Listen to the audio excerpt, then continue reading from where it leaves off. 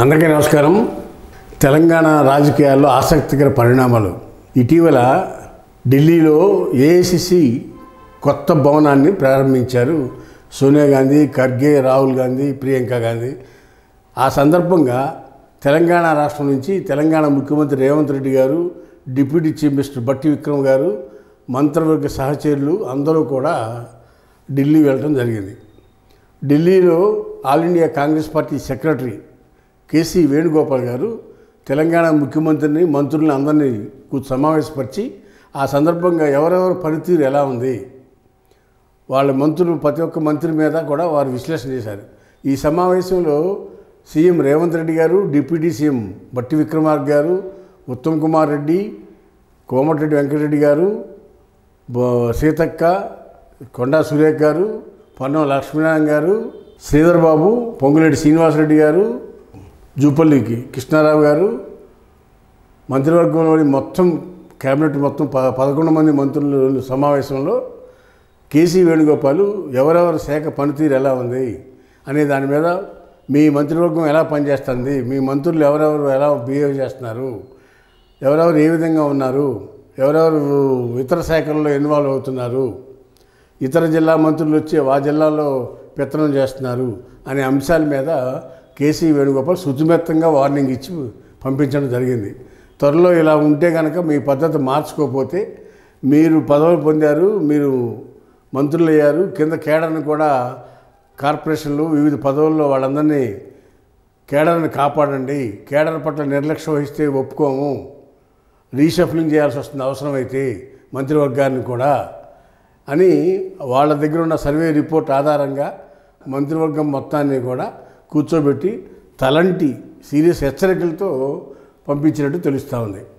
ఎవరెవరు ఏం తప్పు చేశారు, మంత్రివర్గంలో వాళ్ళ దగ్గర ఉన్న రిపోర్ట్ వాళ్ళు ఒక ఇంటెలిజెన్స్ ద్వారా సర్వే చేయించుకుని ఆ సర్వేలో వచ్చిన రిపోర్ట్ ప్రకారం మంత్రులందరినీ కూర్చొని తలంటినట్టు తెలుస్తుంది.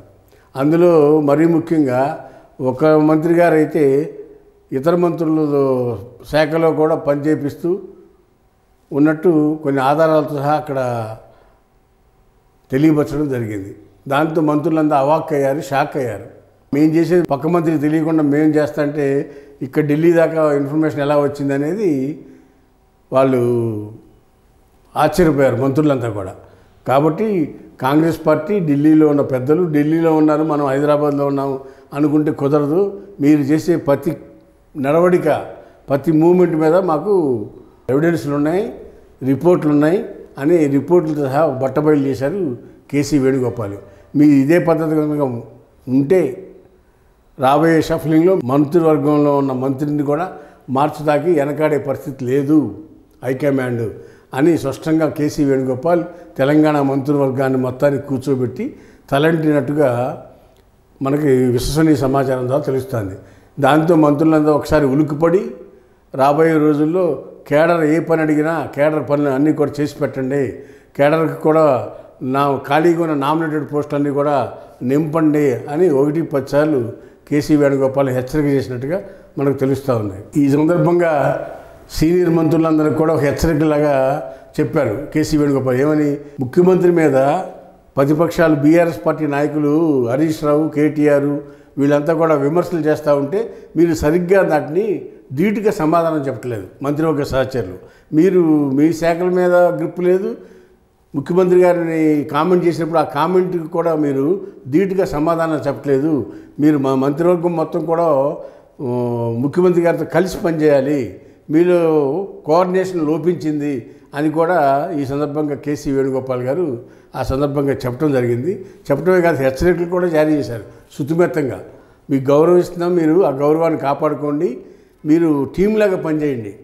ముఖ్యమంత్రి గారిని అన్నారు కదా మనకెందుకు లేని మీరు ఊరుకోవద్దు, మీరు సీనియర్ మంత్రులు అందరూ కూడా సీనియర్ పొలిటీషియన్స్, మీరు మంత్రివర్గం మొత్తం ముఖ్యమంత్రి గారిని అంటే మీరు కౌంటర్ చేయాలా, కౌంటర్ చేసి ఆ సబ్జెక్ట్ మీద మాట్లాడాలా, జిల్లాకి వెళ్ళినప్పుడు మాట్లాడాలా, రాష్ట్రంలో ఉన్నప్పుడు మాట్లాడాలా, అన్ని సమస్యల మీద మాట్లాడి ప్రతిపక్షాలు చేసే దాడిని తిప్పికొట్టండి అని ఈ సందర్భంగా గట్టిగా కేసీ వేణుగోపాల్ గారు హెచ్చరిక చేసినట్టుగా మనకి విశ్వసనీయ సమాచారంతో తెలుస్తుంది. ఈ సందర్భంగా మాట్లాడుతూ త్వరలో తెలంగాణ మంత్రివర్గాన్ని కూడా విస్తరించే అవకాశం ఉంది, ఇంకా 6గురికి అవకాశం ఉంది, అప్పుడు ఎవరైతే ఎఫిషియన్సీ లేని మంత్రులు ఉన్నారో వాళ్ళని అవసరమైతే పార్టీ సేవకు వాడుకునేందుకు వినియోగిస్తాము, సరిగ్గా పనిచేయమని చెప్పినట్టుగా మనకు సమాచారం తెలుస్తూ ఉంది. ఈ సందర్భంగా కేసీ వేణుగోపాల్ గారు మాట్లాడుతూ, మంత్రులు అయిపోయాం కదా అని మీ సొంత పనులకు ప్రయారిటీ ఇస్తున్నారు తప్పితే శాఖాపరమైన పనుల విషయాలు కానీ, శాఖలో ఏం చేశామనే విషయాలు కానీ ప్రజలకు తెలియపరచడంలో వెనకబడిపోయారు అని కూడా మరీ ముఖ్యంగా కేసీ వేణుగోపాల్ గారు తెలియపరిచినట్టుగా మనకు విశ్వసనీయ సమాచారంతో తెలుస్తూ ఉంది.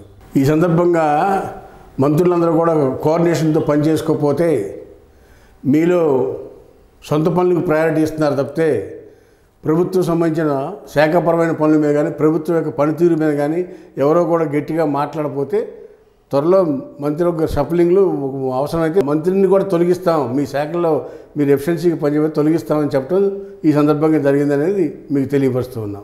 హాయ్ ఫ్రెండ్స్, మా ఫ్యూచర్ టుడే ఛానల్ చూస్తున్నందుకు చాలా థ్యాంక్స్. మరిన్ని లేటెస్ట్ వీడియోస్ కోసం వెంటనే సబ్స్క్రైబ్ చేయండి. అలాగే ఈ బెల్ ని కూడా రింగ్ చేసేయండి. మా లేటెస్ట్ వీడియోస్ నోటిఫికేషన్స్ అన్నీ మీ మొబైల్లో వస్తాయి. మా వీడియోస్ మీకు నచ్చితే లైక్ చేయండి, షేర్ చేయండి, నచ్చకపోతే కామెంట్ చేయండి.